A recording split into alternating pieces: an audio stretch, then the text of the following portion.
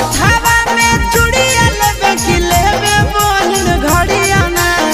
हथवा में चूड़िया लेबे कि लेबे बहिन घड़िया ना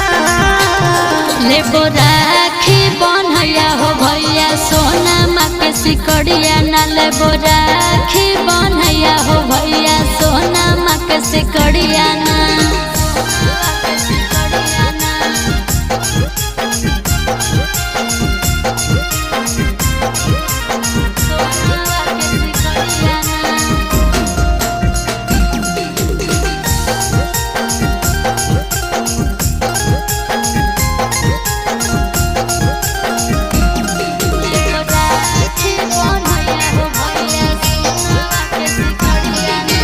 अभी हाथ में नहीं हो पैसा काहे ना ले लो ननद से पैसा